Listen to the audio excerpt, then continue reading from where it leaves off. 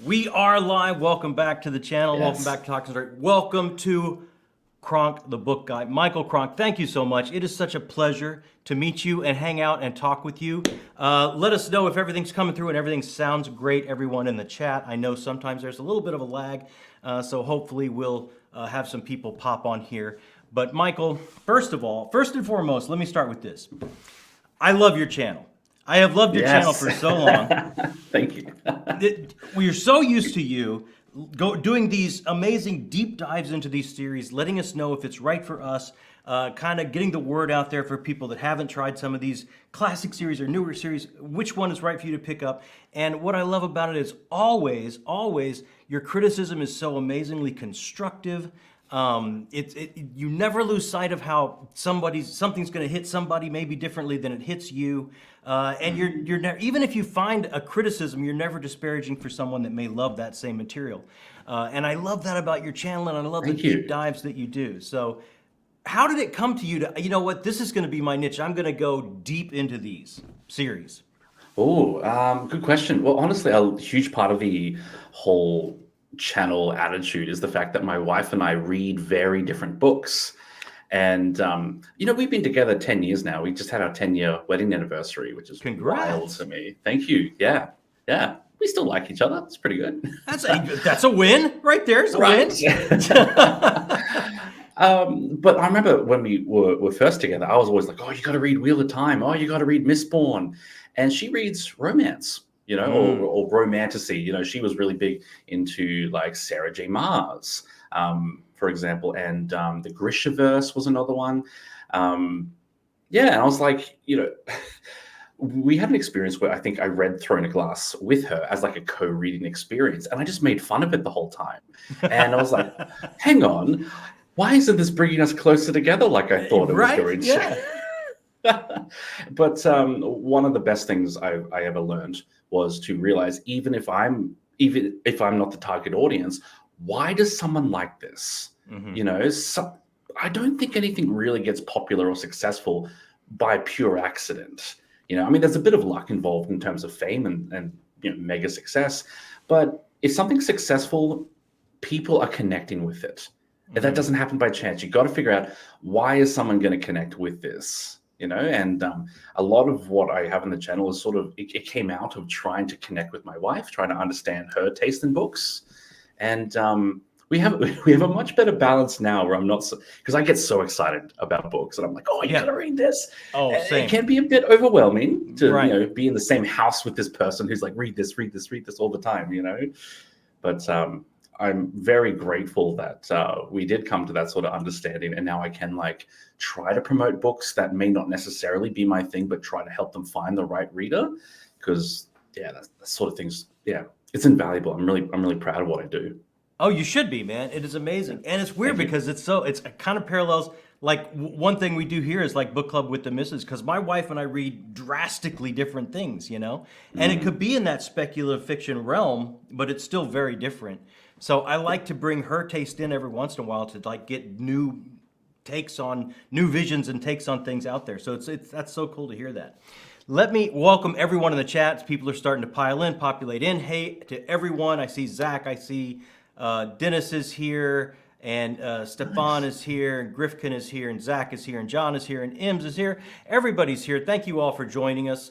Let me start. I always start kind of these artist journey discussions, and usually I don't do these live, but I wanted to do this live to kind of get the excitement going, because you have your Kickstarter that is going on now, and this is for the first three of your series, correct? Yes, three at once.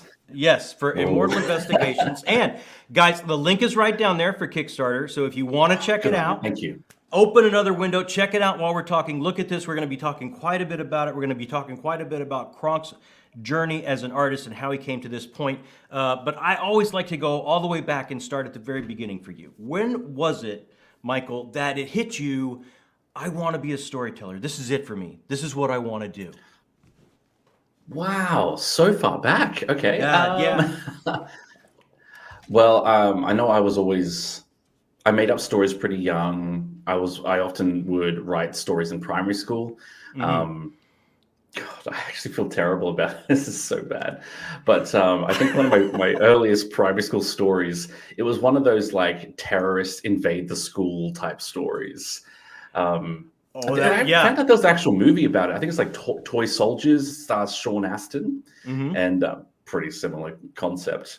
Yeah, just like young boy action stories with bazookas, machine guns, and explosions. But I think one of the points that really stood out to me was I started reading The Wheel of Time and realizing what fantasy could be. And Um, what can you remember what age this was for you? this was probably about 16, Okay. 17 when I picked that up. Yeah, it was probably like a hard introduction to fantasy because like I'd watched Lord of the Rings and that was about it. Um, yeah, but if there was any one moment, I don't know. I'm kind of. I don't like talking about it nowadays, but it was honestly Harry. It was Harry Potter that Oh, really got that's me huge into for it. so many people. It really Absolutely. is. Yeah, Yeah. yeah. But Yeah. spoilers. But in the second book, at the end, we realize who's behind it all and who was doing everything. And then there's that revelation that Lucius Malfoy put the diary in the cauldron, and with that one action, we're like, he set up the events of the entire story, and it was such a wow moment for me. I was like, I want to do this. This is what I Yes. want to do. I want to have these amazing surprises where the whole story changes with one short line. And it's crazy actually because I was realizing that the other day that all three books of mine are coming out. There are a couple of twists and turns and surprises, but all three of them have one line that changes the story. Oh, I And love I was like, that. I didn't even actually realize I did it three times in a row. But yeah, it really, there's one definitive line that flips a huge portion of the story, which is, yeah, I'm really proud of how that part worked out. That was good. Yeah, and you can kind of trace it all the way back to you reading that second book in the Harry Potter. And it's like I totally dig that because I did a collab not long ago about what you think the most important fantasy is of the 21st century. And I had to say J.K. Rowling because I mean, It's generations huge. of Yeah, readers have come to this genre that we love through that portal, right? Like absolutely. it's massive the impact of that. So it's so cool to hear you say like it was that moment for you. So with Robert Jordan, with J.K. Rowling, was there any others that you were reading a young age that says this is my jam, this is my place, this is what I want to do? Your kind of first steps on your journey was finding other writers, or were those the two that did it for you? It was those two. I think if I had to pick a third one, it might be Raymond Feist, who did Oh, the Magician Rift and the Riffle War. cycle. Oh man, Riffle is huge in Australia. I don't know I why, but remember just running to the bookstore when a new one came out. yeah. Like I absolutely remember that. Yeah. Yeah, absolutely. Yeah.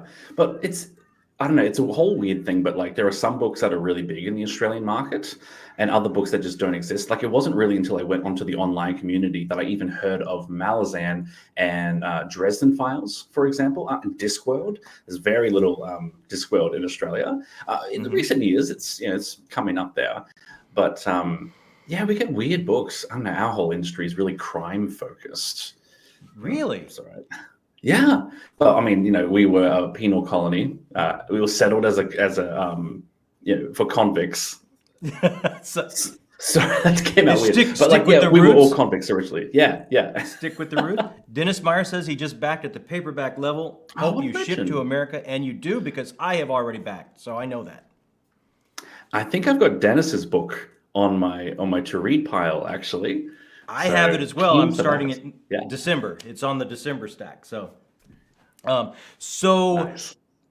what path did you take, Michael? Did you just start writing and writing and writing from when you were in high school from that first story? Did you kind of go more of a classically trained route where you went to university and other places in creative writing? Or what kind of path did you take for study? Well, I did do the university Yeah. option. I was going to say, is it college in America? Yeah, college, university. Yes, yes.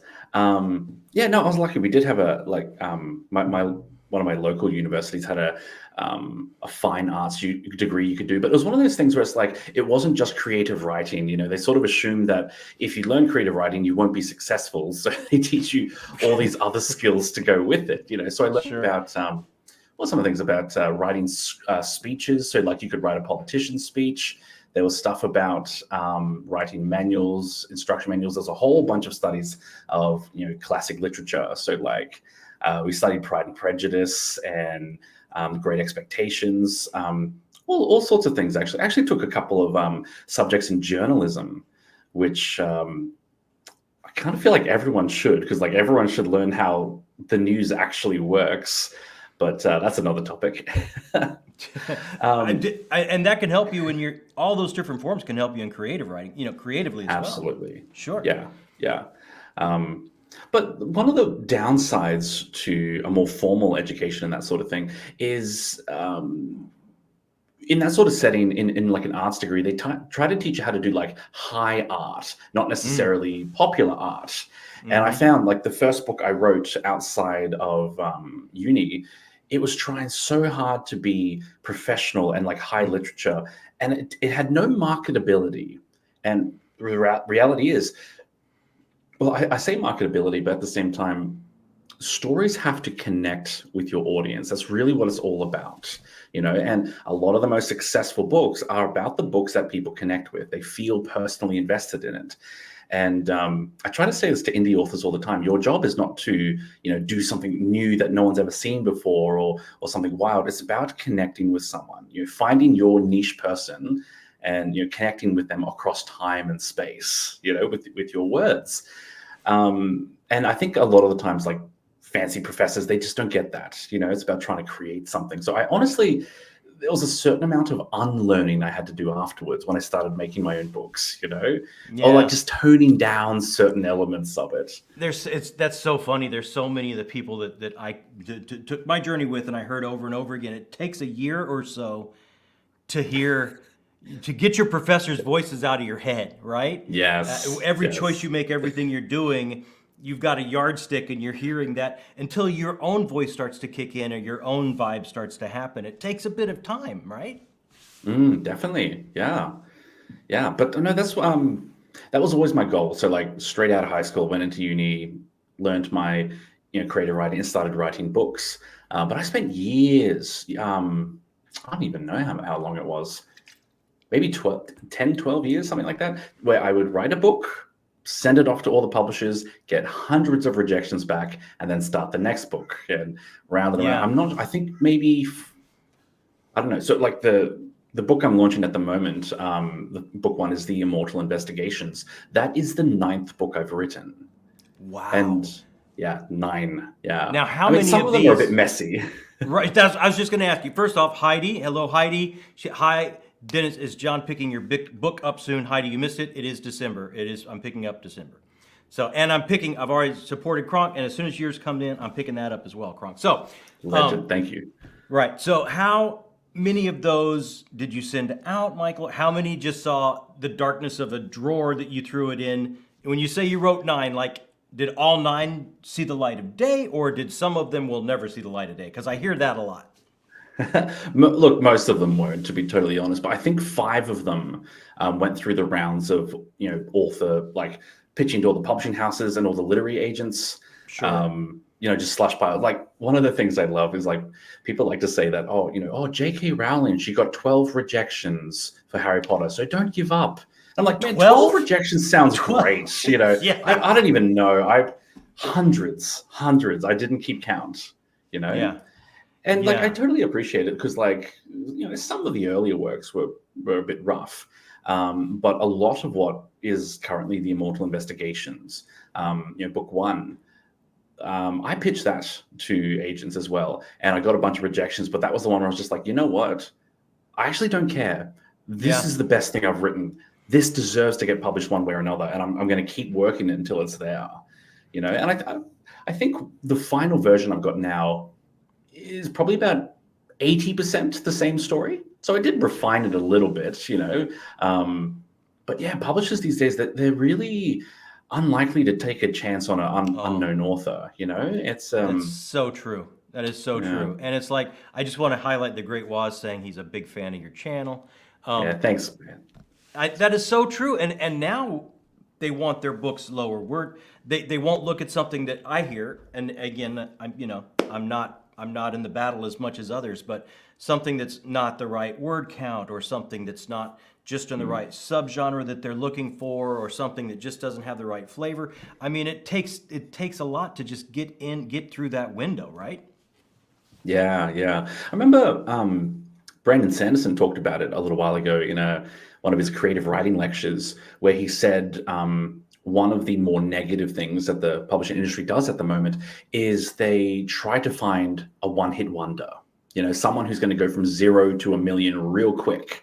And historically, that's not how the publishing industry has worked, because your first book is usually your least successful. And then your second book, you gain a bit more traction. And then your third book, you gain a bit more traction. And the old formula was that as a writer, a publisher would not expect to make a profit on them until their second or third book. And you work with them for a while. Nowadays, they want that quick, fast buck, because every once in a while they get it, Sure, But, lightning strikes. But in the old days too, wasn't it true in the old days they would actually do a bit of mentoring and bring you along into the business and the creative side as well? That seems to be something that I'm hearing about it more and more. It's like that doesn't necessarily happen all that much. They want, I want this, and I want to put it on the, and you're going to have to do the work of marketing yourself as well when it comes down to it. So it's like, wait, why don't I just go out and find my own audience in a way, right? Yeah, yeah. And I think it was too, like that was one of the moments, again, just off the back of the Brandon Sanderson lecture. I recommend these all the time. He did them in 2020, and because he went into COVID lockdown halfway through the lecture series as well. But when he talked about the publishing house, he said, self-publishing has a reputation that, it's unsuccessful. Like, you go there if you're unsuccessful. It's things like, people might think it's low quality, or you don't make much money because you have to market yourself. But what a lot of people don't realize is when you're traditionally published, usually you're making about 25% per sale, and if you're self-published, you can make up to about 70%. It sort of depends on which part of the product you're selling. So like with my Kickstarter, we've got ebook, physical book, and we're crowdfunding for the audiobooks. The ebooks are the biggest profit margin. I won't say how much it is, but like it's a good chunk. A lot of those ebook sales are going to go into audiobook because there's so much straight profit, which is really helpful. Yeah. So you can invest on yourself. So let me go back a little bit what you're saying. So the Immortal Investigations was the one that for you was like, this is it. I'm championing this one. I'm not just going to take my toys and go home. I'm sticking with it. And you kept refining it. How long did it take you to get that 20% change from that moment to where you are now at the Kickstarter? Oh, look, that's a really complex one, because I've got to answer, why am I doing 3 books at once? Because go ahead, do that one first. Okay, so first of all, 3 books at once, I severely underestimated how much work would be involved with 3 books at once. Like the final product turned out fine, but it did affect my work-life balance a lot more than I expected it would. So I wouldn't do it again, but I am still proud of how they turned out for sure, But when I wrote book 1, my main female protagonist is Sylvana, and she's a vampire. She's a 92-year-old vampire. And so that's pretty young. Yeah, that is young for you got it. You get it. Yeah. But no, one of the things I was trying to do with her is make her a very inconsistent character, because her whole arc is she is being pressured by her immortal society and by her family to behave and be a certain way, but it's not true to who she actually is, and she was meant to have moments where she would flip between these 2 directions she was being pulling in, but a lot of people read it and said she was inconsistent. I'm like, but that's how people are in a situation like that. But no, it didn't quite come across. And so I struggled with that one a little bit, which is why I started writing books 2 and 3 straight off the back of it, because in book 2 she becomes one of the point of view characters. So there's a lot more, chapters from her perspective. And I had to write. It wasn't until I started made a couple of got a few chapters into book 3 where something just clicked, and I was like, oh, I get her now. That's how we're going to do it. It was a real eureka moment for that character. So that was kind of what I ended up changing in book 1. Just really making her a lot more consistent, but showing, still showing the conflict, the different sides to her, but making her a lot more relatable. And nowadays, when I've had people read it, they're like, oh, she's my favorite character. I'm like, yes, because I put so much work into it. Sure. And all that character motivation came down later when you got into her perspective, her inner monologue maybe, and you could go back to the beginning, you're saying. Yes. Okay. So a lot of the changes in book 1 ended up being changes focused on her and her storyline. The book is definitely better for it, for sure. Yeah. Gotcha. So that took how much? That's got to be years. That's got to be years to do books 2 and 3 and then come back to book 1. Yeah. So I started this one in July 2021. So only 3 and a bit years ago was when I started book 1. I wrote book 1 really quickly in like a weird, rush. Like I drafted it very quickly, and then had polished it by the end of the year and was pitching it to publishers. But it was basically a book a year for a while there. But also, like I was working full time. Sure. I changed jobs. I moved house at one point. It was very inconsistent, Wow, what a grind that is. So tell me about that a little bit. Are you writing after work? You get up early in the morning? How do you manage that? Well, it's a good question. So before I was into YouTube, I was working office jobs. So like mostly administration in business sort of thing. And I was doing the daily grind of trying to grind my way up the corporate ladder, so to speak. And I eventually got into a place where I was working for a bigger company, which it paid better, but then they had mass redundancies and mass layoffs and restructures. And I ended up doing the work of about 3 people.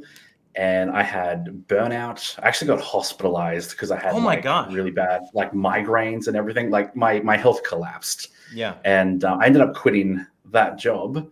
Well, to be totally honest, I fought the system for a little while. Where I was like, we got to make changes. My health is failing. You can't keep doing this to your staff. And sure. No, they were not having that. Yeah. But that's when I started my YouTube channel, and I work a different job now. If you're curious, my current part-time job is just a driver job. I just really drive around to and pick up things and take them over there. And it's great because it means like I'm listening to books, and it really helps me keep up with my content. Oh, wow. Yeah. Significantly less stressful too. That's great to hear, man. That is great to hear. Does that allow you to shift gears from the corporate to the creative? To me, it's like that would be so hard to work creatively when you're working a job like that, to come home and get that hook off you, shift gears, and then, okay, I've got to be creative and write now for the next 3-4 hours. Yes, definitely. But honestly, most of my writing was done on the train. I used to always do public transport to work and sit there with the laptop, cramped up next to other people, and type away. Because I don't know if you can tell, but I'm really big. I'm 187 centimeters. What's that in feet? 6'3", 6 foot, maybe 6'2".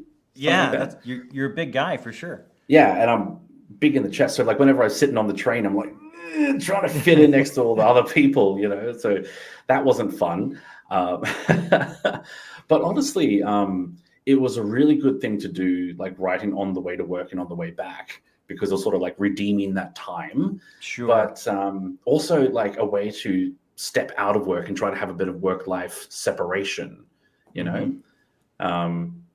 Yeah, I mean, I'm glad I'm not doing that anymore, to be totally frank. Yeah. Yeah, absolutely. It sounds like you can absolutely shift the gears to creativity easier, I would think, with a lower stress job that's not driving you to the hospital, for sure. Oh man, so what a time. right. Okay, so from there, let's go. So I'm assuming after that you you said you pitched to publishers, you pitched to agents, and you just collected all of your no's. Is that, I mean? Yeah, pretty much. Yeah, yeah. Yeah, I don't know. I feel awkward saying that too because like, if you're like, oh, I got all these rejections, people would assume, oh, well, that means it's the book sucks, doesn't it? It's like, Not at no, no, all. no, No, that's not at not all. how it works. Yeah, Yeah. yeah. What I've heard and what I found is how it works more so is they're looking for a particular thing. And if Mm, there's something that's going to push a boundary or it doesn't fit in there, and that's, you know what, when I started this channel, I was so oblivious to the indie market. And mm. I try and read at least one indie book a month now. And what I found is the Nice. quality is pretty commiserate with some of the other things I'm reading from the trad world, right? It's just Yeah, isn't they it surprising? it Yeah. is it was stunning to me, and I don't know why, because I spent so much of my own time kind of on the same wheel on a different medium. Why would I be shocked people trying to find an audience doing the work wouldn't be commiserate to what's out there in the trad world? So I love the equalization now of Kickstarter and indie publishing and this avalanche of story that we can find kind of what we want and our boundaries to be pushed. And the other thing that I love is that think about how many of these trad things are pulling from indie now. That kind of that to me that negates that argument Yeah, immediately, right? yeah. No, it's so true, so true. I mean, I think there can be some rough indie books for sure. I find a lot of indie books, they're really experimental with like the mechanics of storytelling. They mess around with genre a lot. And I'm Yes. like, again, guys, you got to find that connection with your reader. And if you're too out there, it's not going to land with people, you know? So it's about finding that balance. But you're absolutely right. There is some really good quality stuff out there. And, you know, it's just trying to get it that attention that it actually deserves, you know? Yeah. Zach just grabbed your ebook Good set. on you, Zach. So, so Thanks, man. okay, where did this? I want to know a little bit about this idea because I've watched your videos on it. Of course, I'm a backer of the Kickstarter, and I think fans of Jim Butcher and Kevin Hearn and this type of vibe are gonna love this, right? So, I mean, where did this idea come from? Tell me a little bit about Ooh. Immortal Investigations. Okay, I'm actually so glad you asked me. So the original idea was actually a nightmare I had. This is Oh, going back years. I know. I I actually love the love story. this. Okay. So this is back in 2015, right? So nearly 10 years ago now. I had this one creepy nightmare and it stuck with me, right? So the nightmare was that I was, in typical dream fashion, you just find yourself in a place. It doesn't really make sense. You don't know how you got there, but you're just there, right? Mm-hmm. And in this dream, I was asleep in a gothic mansion and I was a guest of three vampires. And they were like, oh, you'll be safe here tonight. And I was like, oh, I was just like lying there, expecting someone to come and attack me. And I hear someone out in the hallway and I go out and look, and it's a stranger with a gun. And he sees me and he goes, oh, hey, I'm here to kill the vampires. Because the vampires, they've definitely, they've killed people, surely, because they're vampires. They must have stolen all their blood. I'm going to kill them in their sleep. Do you want to help me? And I was like, no. That's what happened. I was like, no, we're not going to kill people in their sleep. I didn't like that. And I fought this guy, took the gun off him, and kicked him out of the house, right? And what happens is Okay. I shut the front door on him, and I turn around, and the three vampires are standing right behind me. And they're like floating in the air, and they've got long silk gowns behind them. And the lead, the woman among them, she leans down and says, "So you don't think we're evil monsters?" And I go, "No." And she goes, "Are you sure?" And then the dream ends, and I wake up. And I was like, "What was that? What was that? What happened next?" And it was just such a scary moment, but it stuck with me. It stuck with me for months afterwards. I was just like, how did I get there? And what Right. happened next? I need to Right. know this, right? Yeah. That's your Oh, subconscious, man. man. That's your subconscious I know, talking to right? you. And I It love was that great. you've cited on, here's from Kirsten D. Books inspired by crazy dreams just have to be excellent, right? Yes, And I thank think you. that is a rule. I've read several and they all turn out great. But I love the fact that in that situation, Dream Kronk sided not with the dude, not with the human with the gun. Right? Yeah. Because I was like, you broke into someone's house, right? Yeah. Like, maybe you're the bad guy in this situation. And I was like, killing someone in their sleep because of what they are? I don't know. It doesn't feel right. You know? Yeah. And I mean, okay, normally when I do an artist journey, I go deep into like themes and characters and things like that. I can't do this because I haven't read it yet and I can't wait to. But it sounds like one of the themes where you're dealing with here, like just from your dream, and correct me if I'm wrong and spin out of this and talk about it a little bit, is like, where is that line? Who are the real monsters? Is that tight? Is that yes. kind of... You're absolutely correct. Yeah, Okay. yeah. Because one of the things I want to establish is that like there are multiple types of immortals, right? That's all I'll say on that, right? Because a big part of the journey, the investigation, is figuring out what's possible now. Sure. Because our main character Jason, he's a police officer and he dreams of being a detective, and one of his big goals, one of his big realizations in this book is that if things like magic exists, that explains a lot of unsolved crimes in our area. Mm-hmm. And how far does this go? How many unsolved crimes have some sort of magical component behind them, and that's why they were never solved? And it sort of leads him down that conspiracy pathway a little bit, But I like the idea of, just because someone is, born a certain way or with, certain abilities doesn't automatically make them evil. Or good or evil? It is their choices, and that's something I've always loved playing around with in previous stories. Yeah, Dennis is right there, write down all the dream ideas. Yeah, and I have heard so many artists that I've talked to, it's like dream journals are invaluable, right? So I'm not surprised Dennis would pipe in with that. So I love that theme. I absolutely love that theme, and the theme of, if you gird yourself up to go out and kill monsters, how much of a monster are you going to become? Like if you look into the abyss, like that type of thing. Like that is so much my jam. These 3 books, I can't wait to get my hands on them because they sound like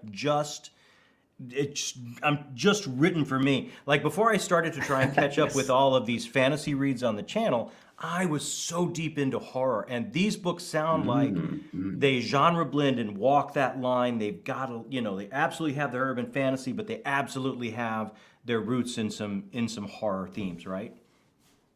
Well, it's interesting you say that because it's almost like it's got a horror aesthetic, but it doesn't lean too much into it. How do I explain that now? Actually, I haven't really thought about that. It's so there are things like Gothic mansions and monsters, and definitely moments where there's something out there in the darkness, and what's it going to be, and we're freaking out about it. But I actually lean pretty light on the horror side with these particular books because it just didn't quite fit. What I was going for. It's a strange thing because I've included a lot of horror in my previous work. It didn't quite fit here. I'm not sure why. Maybe that's an instinct thing. Yeah. Could be. Tall Aaron says he just picked up all 3 ebooks. Yes. What a legend. And Stefan is afraid to write some of his dreams down because they're too scary. I'm going to say, Stefan, those are exactly the kind you want to write down. those are probably a gold mine, my brother. So let me go into, I wish I had read these so I could talk to you deeper about some of these characters and some of the things that are going on this. You'll have to get me back, right? Let's do it right now. Will you come back so I can, after I've read at least the first 1 or 2 or 3, we can talk again. All right, so I want to get into a little bit deeper about why Kickstarter. There's a couple different ways to jump into the indie space. Ooh. And you decided to do a Kickstarter campaign. And it seems to be going great. You are funded. The books will be coming out. The story idea sounds amazing. But why? Explain to me why this direction? Why this track? Couple of reasons. One of the biggest one. Oh, excuse me. Sorry, drank too much coffee. One of the big ones is my wife has done a lot of Kickstarters. So. Sorry, not to plug her, okay, but she did her own business, which she calls plug your Rainbow wife. Space Unicorn. She does amazing stuff. Plug your wife. Plug away. So absolutely. Good. She's so good, yeah. But no, she started this quirky little business called Rainbow Space Unicorn, and it's all like cutesy, arts and crafts sort of things that you can pick up. So like little pins. She did some bags. She did bags that are shaped like books. Yeah. right? Cool stuff. And she's so talented. She's so talented. But a lot of her projects she launched through Kickstarter, and I think she's actually managing this Kickstarter. So that was a huge, like, she's got the skills for that. Right. And she had more time than I did. So it was it's sort of like an allocation of resources, between the two of us in time and energy. But she has largely managed this. Now, I was a little bit skeptical as well, sort of thing. There was a certain element of like she pitched it to me, but one of the big reasons is audiobooks, because I love audiobooks, but I also love books being accessible as possible. I love things like freedom of information, and ease of learning and ease of education, and the idea of having my books not be on or in the audiobook format, I was just like, I don't like it. I want to make them available. I want to have as few limitations as possible, but audiobooks are expensive. Oh yeah. Especially if you want, like, I don't know, it's one of those areas where you get what you pay for, and if you don't pay much, you don't get much, Sure. It's definitely a case of that. So that was one of the reasons why I was like, yes, I agree. Let's do Kickstarter. Let's fund these audiobooks and put them straight into production. Wow. That is so cool that your wife had experience, and you kind of have an expert right there in the house with you. That makes perfect sense of why you would find an audience using that method, right?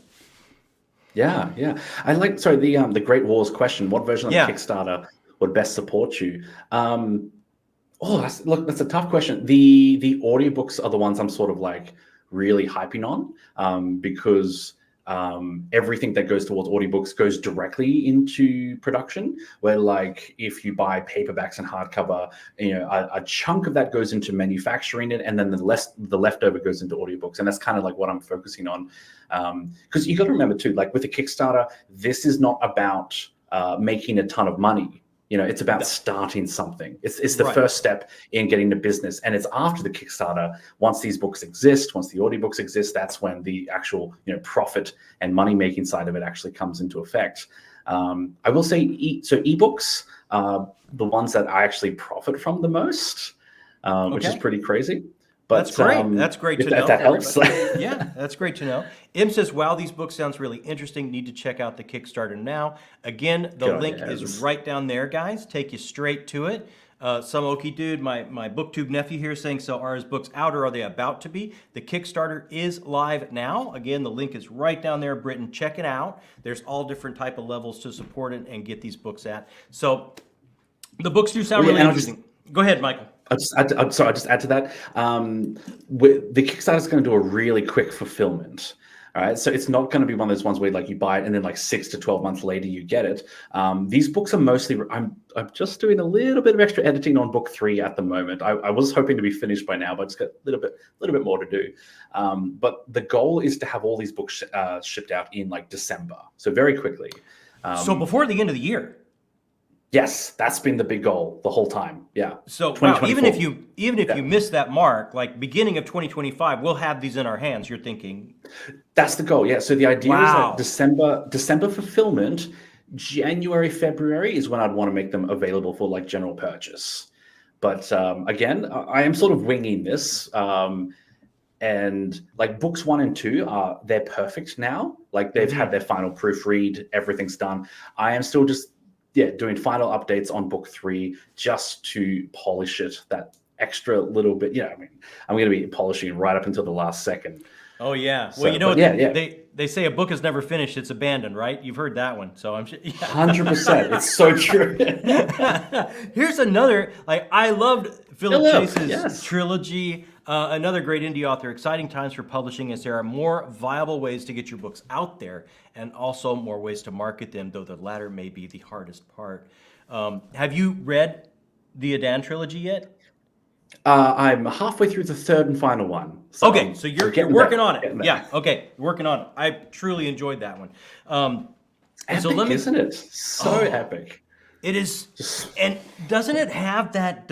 I mean, we can nerd out about books here for a second. I don't want to take focus off of you, but let me just nerd out for a second. Like, doesn't it totally walk that razor line between that classic feel and it still is so digestible and accessible Yes. for a modern reader. It's so good. I mean, like, I think I said earlier, Raymond Feist, Yeah. he was big when I was growing up reading his books. Like, and that, how do you pronounce it? Idan? Idan. I'm not sure. Is it Idan? Okay. I think it's Wasn't Idan. sure. Yeah. Idan. That's what We I know- think that's what Philip said. Okay. Yeah, but absolutely feels like classic fantasy. It feels Yeah. like it's from the 80s or the Yes. 70s, But oh my God, the polish of his prose is enviable, just like Yes. the finesse of that every line. Oh, I find myself I'm reading that book so slowly. And Yeah. it's taking me forever to get through because I'm just like studying every sentence. And I'm like, focus, get through the story, You want to get through the story, but at the same time, the lore goes deep to where, I mean, it's got backgrounds in art and poetry and song, and you can tell like this, there's just almost dust coming off the pages because the world feels so lived in to me. I love that. That's great. Yeah. So your book, did you try and get that feel? Did you try and flesh out the world to this point? Or, I mean, it sounds like you kind of springboard more from our world, like we're going to be able to recognize this world very easily. Yes. So a big part of it was the question to me, if immortals existed among us, what would they actually look like? Because I've always been a bit confused in a way, or maybe disappointed. I see a lot of urban fantasy concepts where you have immortals and they just, they live in little hermit shacks. And I'm like, man, if an immortal had a bank account, you know how much interest would pile up over centuries, And even so if they didn't learn anything, if they just let it sit there. Yeah. I like that Futurama episode where Fry finds his bank account that had $18 in it 1,000 years ago, and now he's like a multi-billionaire. Right. Which I know, not how it would quite work out, but yeah. But close. Close, exactly. Yeah. The general direction. Yeah. But no, so I played around with the idea, and this is the thing. So like the world building here is really, it is extensive, and I sort of ease you into it. Like each book goes a little bit deeper, and we see how big the conspiracy is. But I am trying to leave it pretty vague in the the marketing discussions about it, because it is an investigation. It is very much let's start from here. Let's see where this goes. Anything's possible. Any monster might pop out of the darkness. So it has that feeling as we go through these first 3 books that you're slowly pulling the curtain back, and we're getting. Do we get kind of that? Because this is one of the things I love, and I feel like you wrote this trilogy for me, Michael. I got to tell you again. Do we get that that alternate history feel of what's really been going on? Okay. Oh, I love it. Yes. Oh, I love history. So it was really. Like there's a lot of history woven through it. It's book 3 where I was able to finally flesh it out. So if I can just say like the blurb on the back of book 3 is that our main character, Jason, who's, he's got all these detective skills. He's approached by a historian, an immortal historian, because someone's trying to kill them.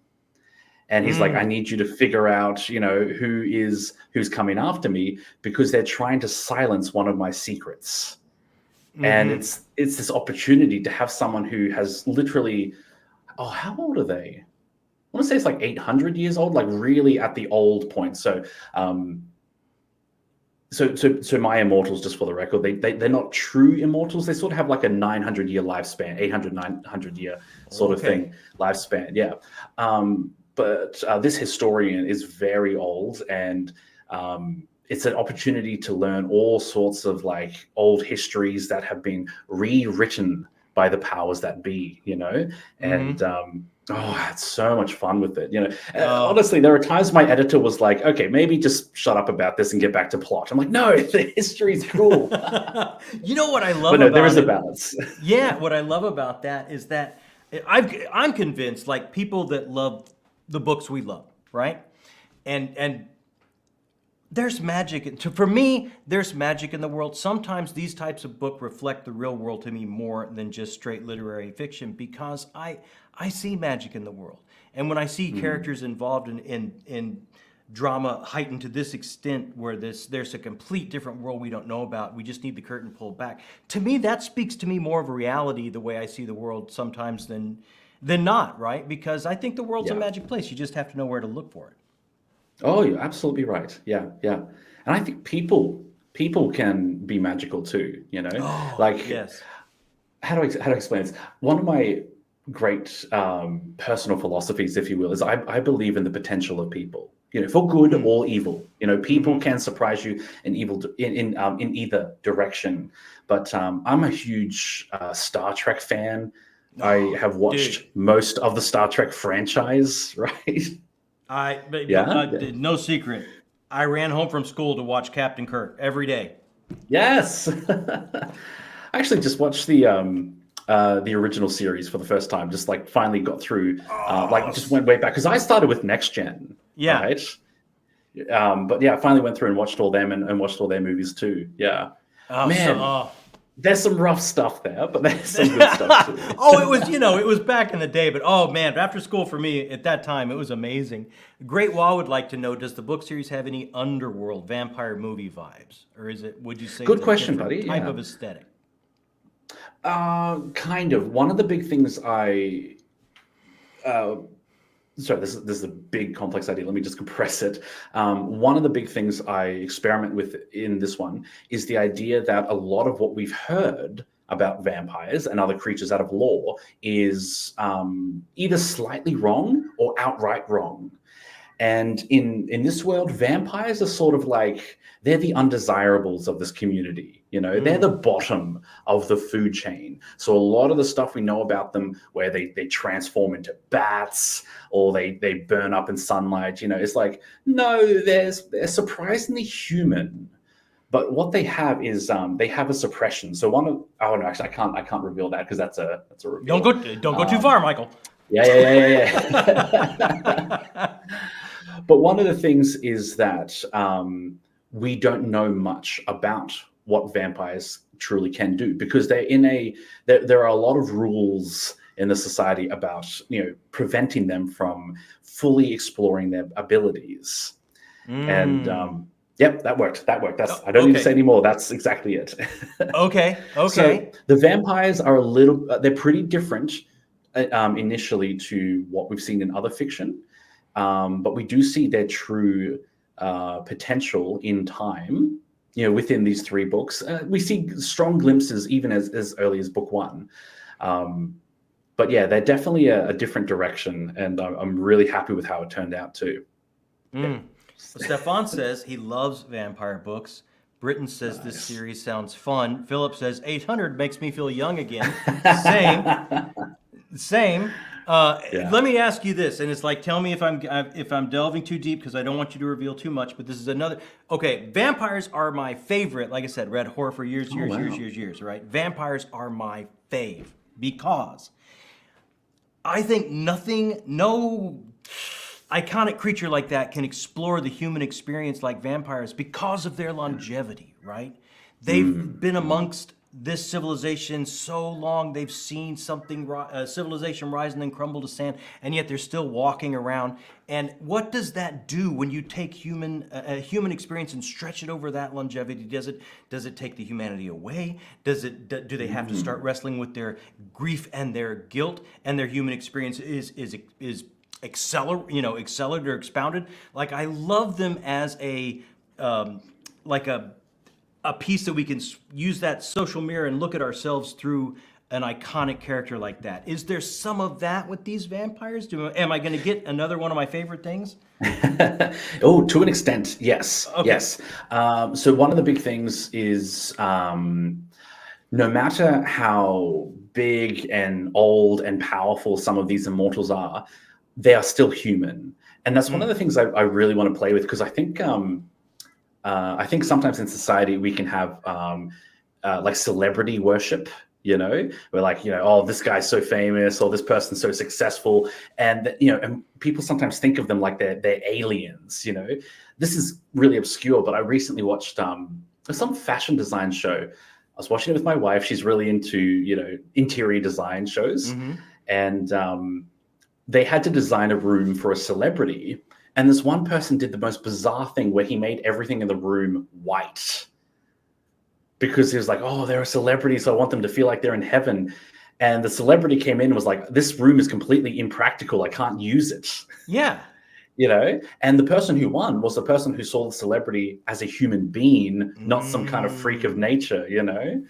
I can't remember what show it is, but I'm sure it's out there. But I love the idea that like they're human beings, you know, to an extent.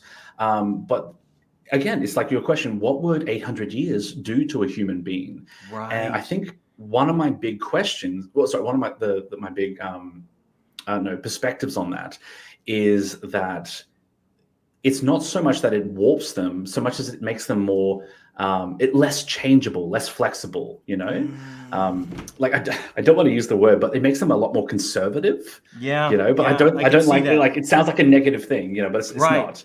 But their experiences probably repeat. They probably find a certain level of repetition to their experiences over that longevity, so they can get recalcitrant and locked into the way they see reality.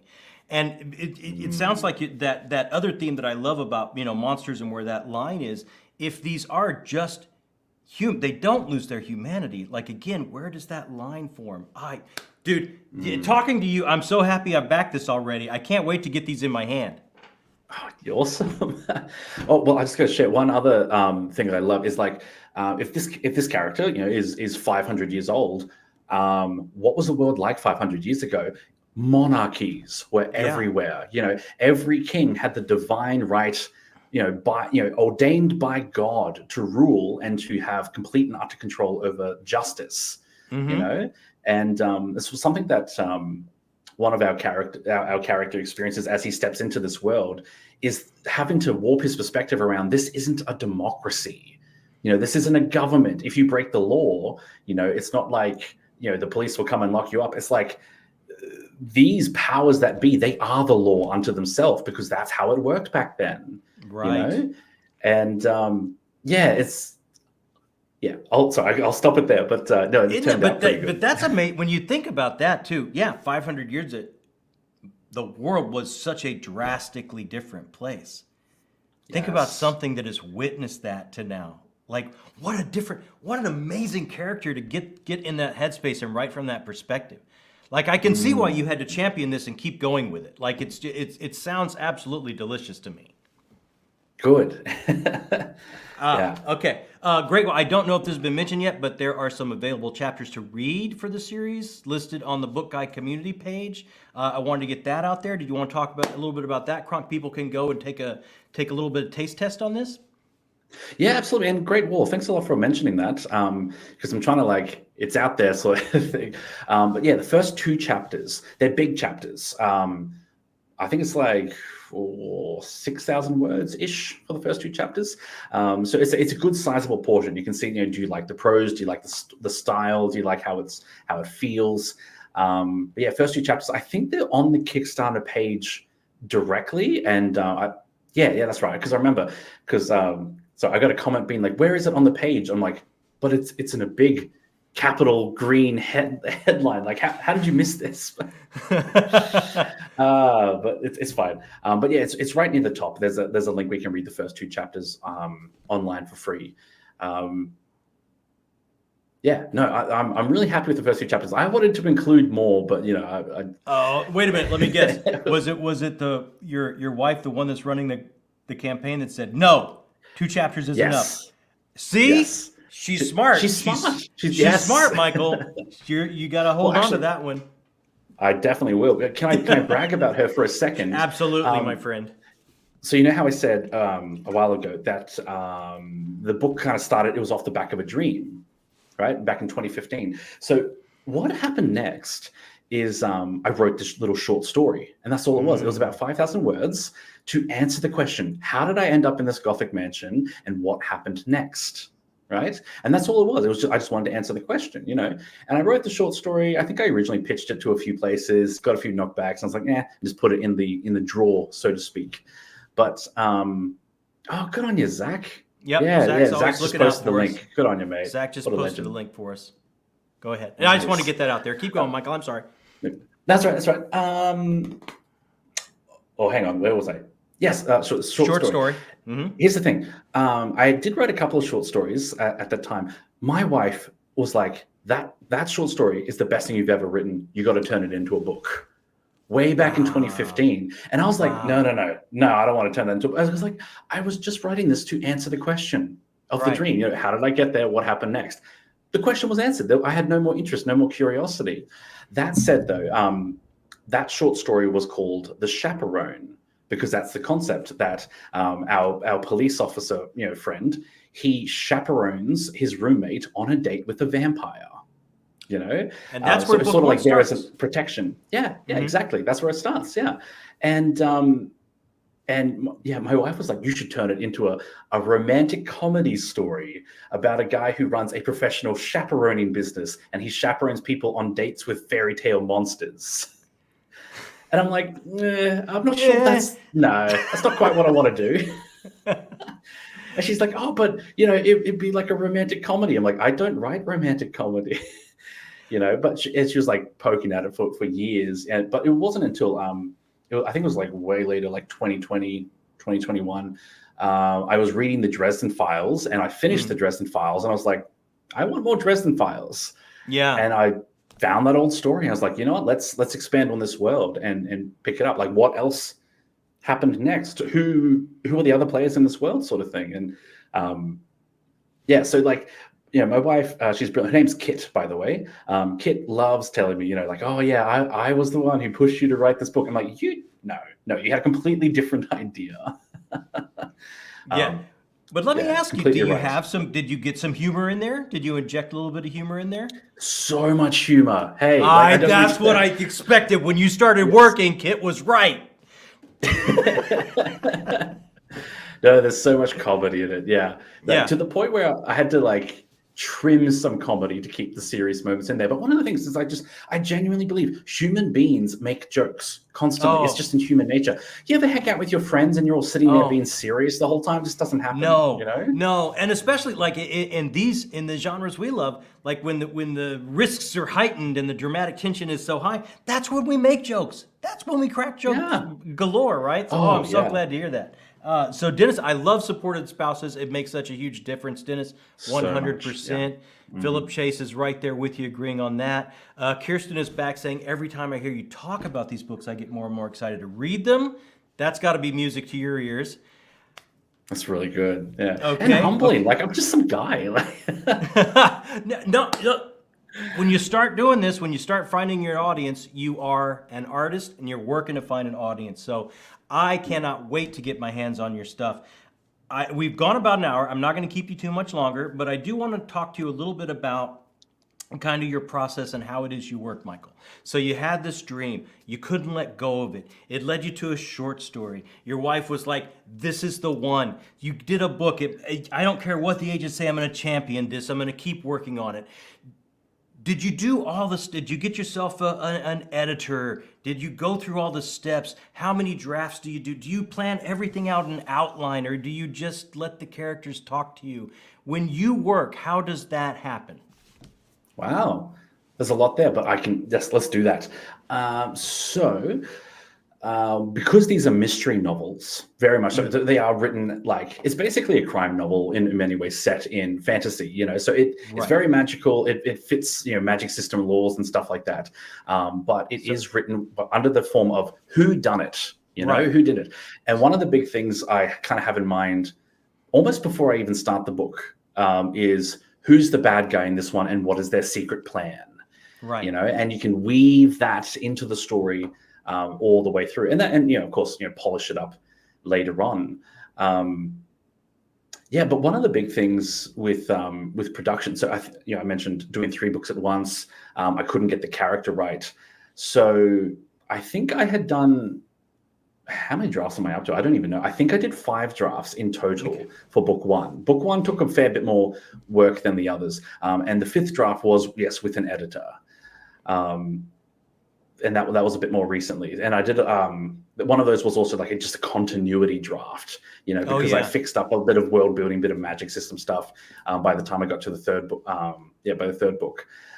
Book 2 had only had 4 drafts, but I swear, like, I don't mean to overhype it, but like, if this trilogy, so to speak, this is a Star Wars original trilogy where the second one's the best. Oh, I really? don't Okay. even know how it worked, but like the second one was just lightning in a bottle. It works so well. Okay. So you're I going out on a limb. You're saying book 2 yeah. is okay. All right. I like Oh it. man, I finished proofreading that one just a few weeks ago, and I'm reading this. I'm like, did I write this? This is really good.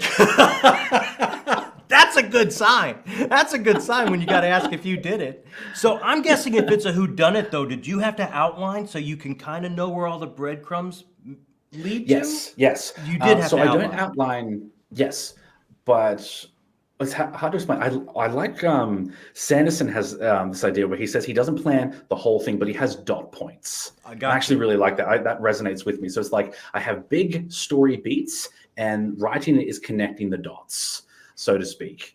And every once in a while, I throw out the original plan to a small degree, but usually not. Usually the original plan ends up being the structure of the final novel. And it's just a couple of times my characters refuse to do what I tell them, you know? Yeah, But yeah. apart from that, yeah. But Um, isn't that sometimes where that lightning in a bottle stuff happens? Is when yes, they take over, right? So it's so cool that you yes. leave yourself that you've got your big beats, but you leave yourself that space for them to take over. I think that's awesome. Definitely. One other little thing I'll mention about the books too is there is a good chunk of romance in it. Like I don't want it to like it's not a romance novel, but there is romance subplots, and part of it's because I want to try to. The books are designed to sort of be easily read, you know, by people who haven't picked up a book in a little while and to enjoy it. And romance is really it's a strong way to connect with people who haven't read much. I like Griftkin there. Yeah, That's Grifkin here, great. fine you bastards. I just blew my book budget on the Kickstarter. Good on you, man. You know what? Look. I sometimes I think this subgenre of romantasy or something can get a bad rap or I love anything that brings someone to books. And Yes. Yes. there's no way to capture what art should do, which is bring about an emotional response from the viewer or the audience without having some type of romance. That's what we do, man. We find our partners. We fall in love. We get that Yeah. addictive quality of when we first meet that person, right? So how can you write something that's going to emotionally resonate with someone if you don't include that part of the human experience? Yeah, I know, right? Right. But one of the things I wanted to do that was a little bit more unique in romance is like there's always, you know, romantic tension, but I swear most of the conflict in relationships it comes down to just poor communication. You know, and it drives me crazy. Like I was watching Bridgerton the other day. Um, it's sorry. My mother-in-law was visiting. She wanted to watch Bridgerton, and I was like, "Let's do a mother-son Sure. Yeah. experience." And then there were sex scenes, and I was like, "That got awkward real quick." Anyway, that was Yeah. oversharing. But the point it was a lot of the conflict in that one that is just people miscommunicating or not communicating well or not being honest and forthcoming, you know. So one of the challenges I set for myself is I want there to be romance in these books, but I want these people to be emotionally healthy for the most part. I want them to use good therapy language and to communicate, but to show that there's still conflict, you know, because like something I've learned in 10 years of marriage is you can communicate well and still have conflict.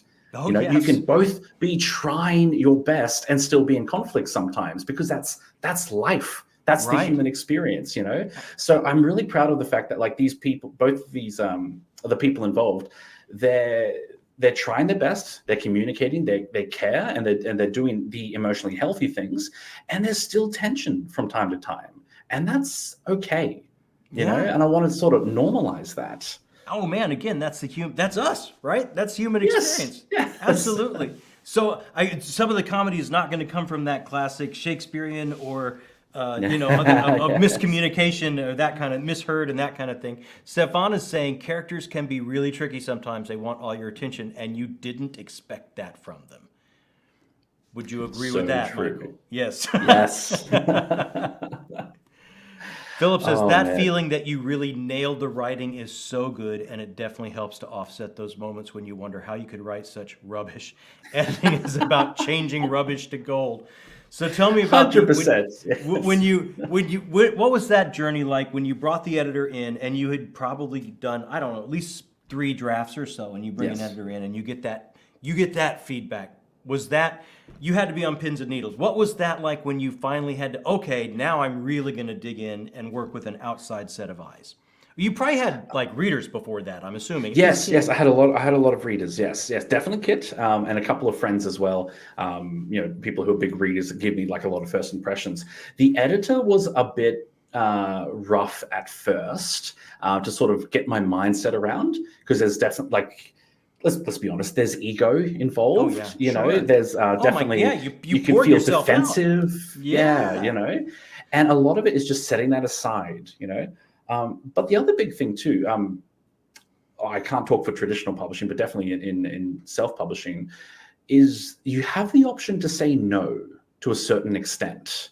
So I think like with my editors, I've probably accepted about 80 to 90% of their advice, but there are a couple times that's really I still say no. Yeah, definitely, because you hire a professional. Sure, you pay them money, like listen to the expert. Yeah, absolutely.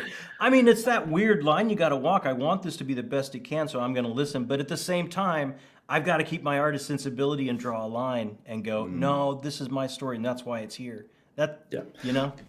One of the big things I know, like just as an example, so I had two different editors. Something my first editor said to me a lot in the notes was, can you explain this a little bit more?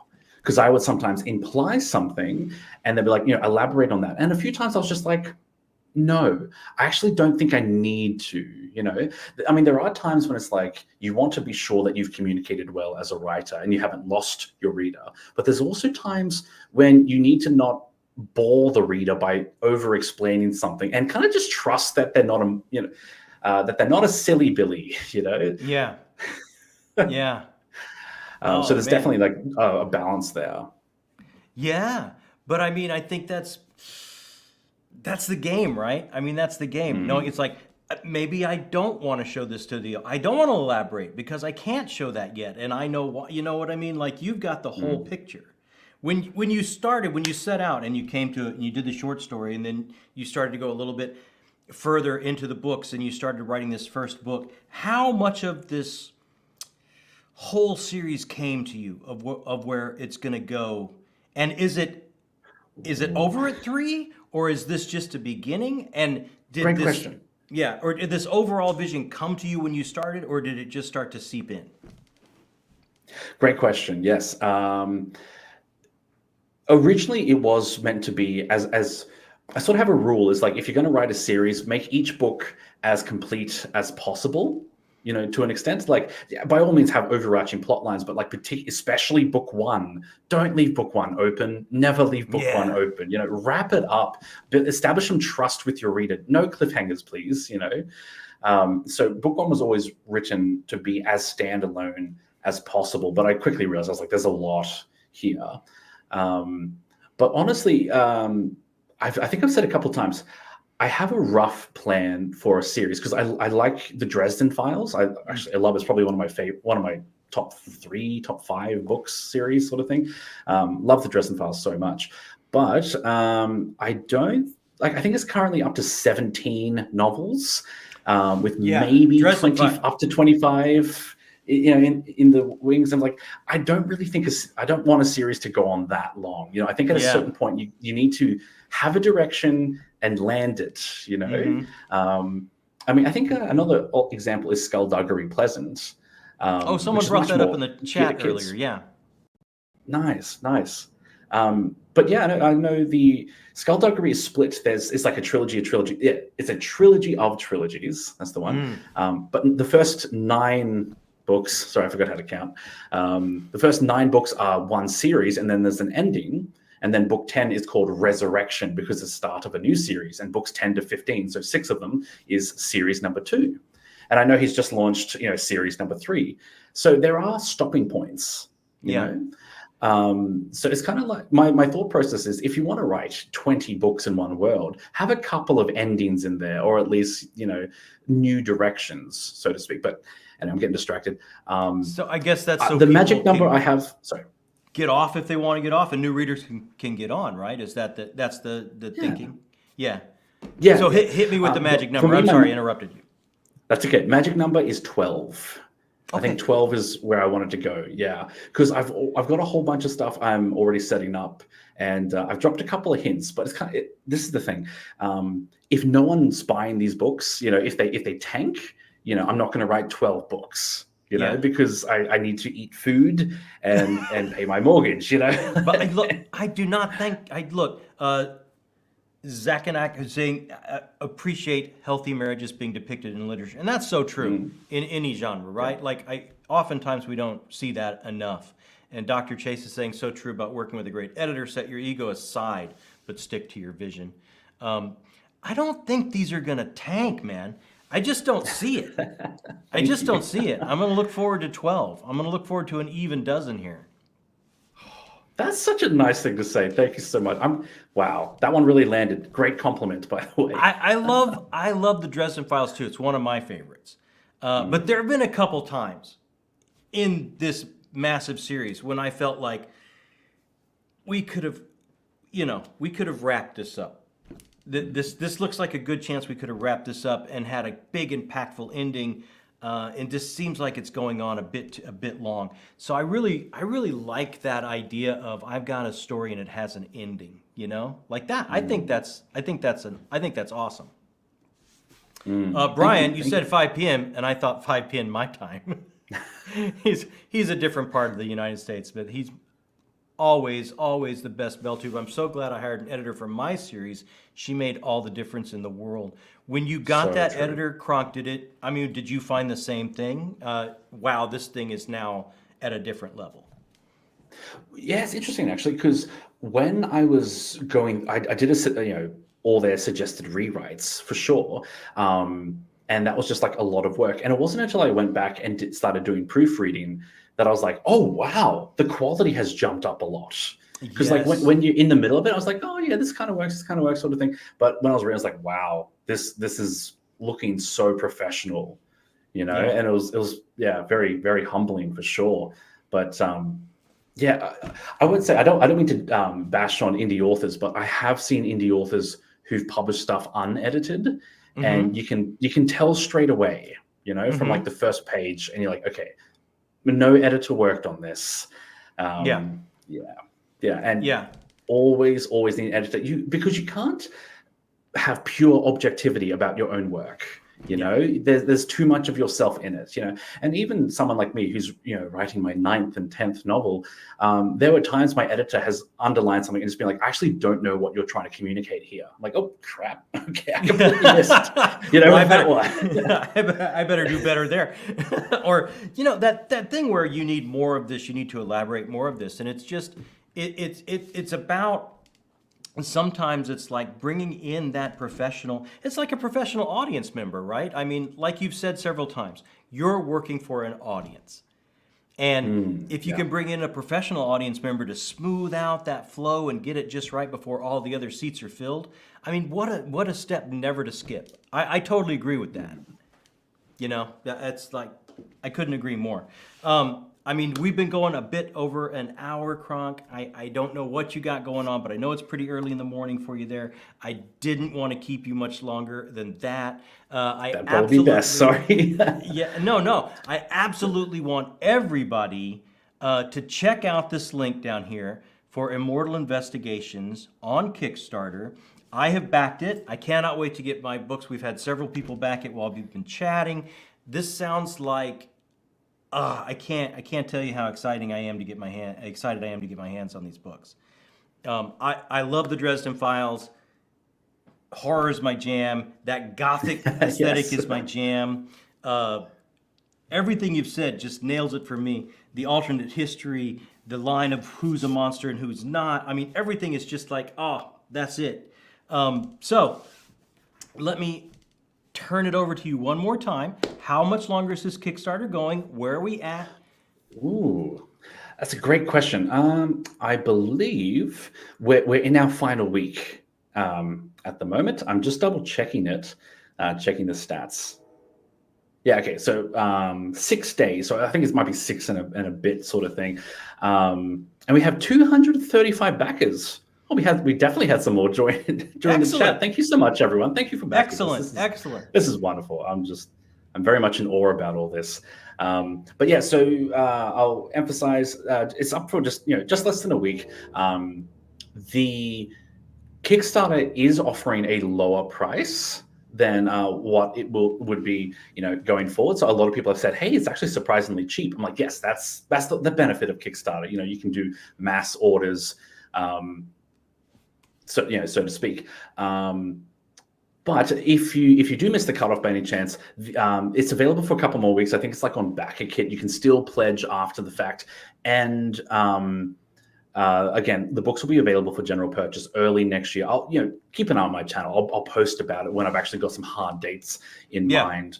And I don't know. We'll see how we go. But I am hoping to have to start work on book 4 very soon, and like keep the momentum going on the series, and hopefully make it an annual thing. I'd love to do like by the end of every year, get the next one out.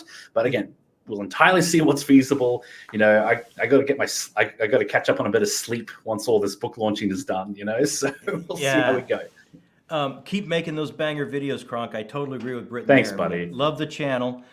John also, Kronk, you are real cool. I can't agree with that more, John. Love it. Thank you. Just before I let you go, real quick, are you hit as much as I am? And I'm not sure when you started your booktube journey, but you said something that resonated with me just a minute ago about you're blown away by the response. This community in general, right? Like, isn't it just entirely beyond special? Like, has that been your experience as well? Yeah, definitely.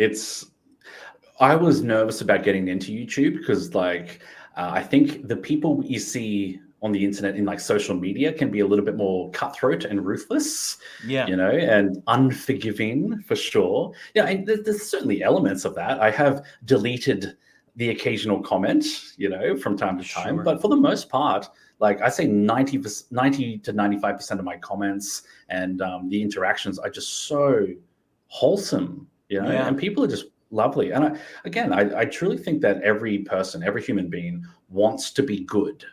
We want to be kind, we want to be nice. It's just a question of I think sometimes people don't understand what it means to be good. We don't have the right method about it, so to speak.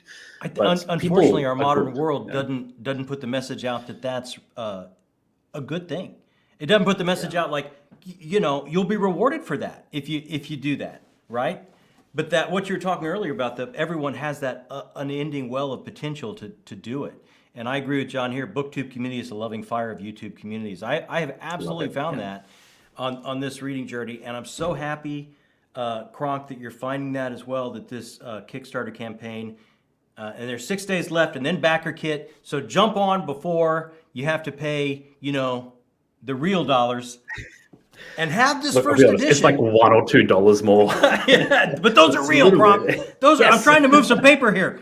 But those are real dollars. And it's like, have this first edition from when this amazing series starts. You can have these on your shelf and go, this first trilogy, I backed Kronk because I was a fan of his channel and I wanted to see this artist, author, as they started to get their work out there and grow their community and grow their audience. And I was there from the beginning. And that's another lovely thing about books that I love as an art form, because there are those moments that as I'm reading, I can almost feel like I can reach through and touch the sensibilities of that author, artist working and kind of get an idea, get a little bit of a handshake to another human. Sometimes other art forms don't do that for me as much. So this is such a chance to get on board with an amazing creator. Check out that link. Thank you so much. And just before I go, I just want to show off, if you can see the mountain behind me. Do you see these little figures here? That's the fellowship that way. Yeah. That's Kit's work. My talent. Yeah, it is Kit's work. Yeah. Nice. Yeah. Kit's incredible. I'm the storyteller, but she's the artist, and did up this amazing setup behind me. So just wanted to show that off before I forgot. And dude, I love every dragons. time you Dragons. Yes. I love every time you show off Kit stuff on the channel. Absolutely love it. Britton's with me. I dig it. So Kronk, man, all the way from Brisbane, my friend, all the way from down under, thank you so much for your time. Thank you so much for your work that we can't wait to share with you. Keep cranking out the good stuff on your channel. And thanks so much, man. We're gonna all go to that link right away. Everyone in the chat, thanks so much for hanging out with us. Everyone that catches us on replay, thanks so much for hanging out with us. And thank you again, Kronk, for the time. Good night, everybody. We'll talk to you Thanks real so much, soon. John. It's been a pleasure. Oh, man. Pleasure was mine, my friend.